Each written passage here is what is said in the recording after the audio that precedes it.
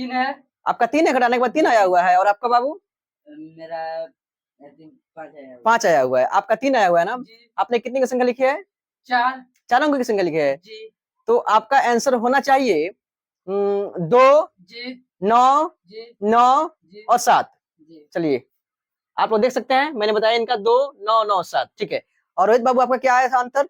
5 आया था। आपने कितने अंक की संख्या लिखी है? 4 अंकों की लिखी है।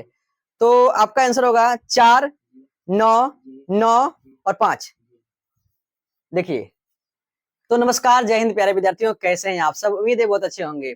आज के हम इस क्लास में सीखने वाले हैं मैथ का एक और जादू। जैसा कि आपने देखा वीडियो के पहले कि उन दोनों विद्यार्थियों ने कैसे सीखा है, आप भी सीखना चाहोगे ना? हमारे साथ बने रहिए, जुड़े रहिए। हम सिखाते हैं इस जादू को हम किस प्रकार से करेंगे, उसके नियम को बताने वाले हैं। ठीक है, तो आइए सीखते हैं।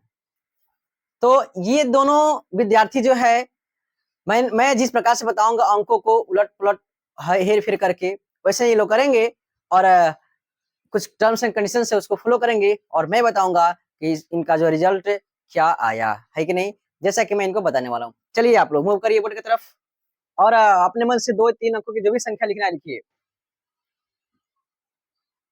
लिख लिए? जी। ठीक है। उसके बाद से आपको क्या करनी है, जो पहला अंक है और अंतिम अंक है उसको एक्सचेंज करके एक और नई संख्या बनानी है, उसको नीचे लिखिए। क्या आपने लिख लिया? जी। अब उन दोनों संख्याओं को आप घटा दीजिए। आपने घटा दिया? जी। ठीक है। और एक काम कीजिए आप लोग जो शुरू में अंक लिखे, जो संख्याएं लिखे थे ना, जी उसमें शुरू और अंतिम के संख्याओं को जो है घटा करके नहीं अंतर करके हमको बताइए। जी। आपका क्या है मंजी? मेरा 3 है। आपका 3 है, घटाने के बाद 3 आया हुआ है। और आपका बाबू? मेरा 5 आया हुआ 5 आया हुआ है। आपका 3 आया हुआ है ना? जी। आपने कितने की संख्या लिखी है? 4 4 अंकों की संख्या लिखी है। जी। तो आपका आंसर होना चाहिए 2, जी 9, जी 9 जी और 7। जी। चलिए आप लोग देख सकते हैं, मैंने बताया इनका 2, 9, 9, 7। ठीक है। और रोहित बाबू आपका क्या आया था आंसर? 5 आया था। आपने कितने अंक की संख्या लिखी है? 4 अंकों की लिखी है। तो आपका आंसर होगा 4, 9, 9 और 5। देखिए, क्या आप भी सीखना चाहेंगे? तो चलिए शुरुआत करते हैं। आप लोग जा सकते हैं। तो आइए समझते हैं।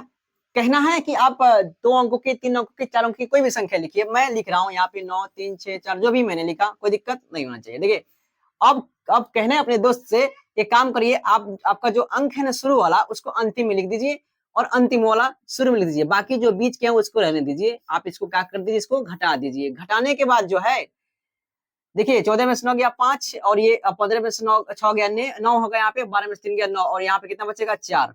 ये संख्याएं उनको प्राप्त हो गया, लेकिन आपको जो है ये प्राप्त हुई संख्याओं को बतानी है किसके आधार पर, तो समझिएगा ध्यान से। यहाँ पे उनसे कहनी है कि आपका जो शुरू में जो लिए था आपने, वो उसका जो है आप अंतर बता दीजिए। मान लीजिए और ये घटाया जाएगा तो 9 में से 4 जाएगा तो क्या होगा? 5 होगा।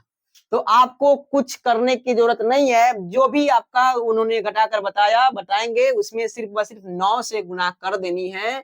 आपका आएगा 45।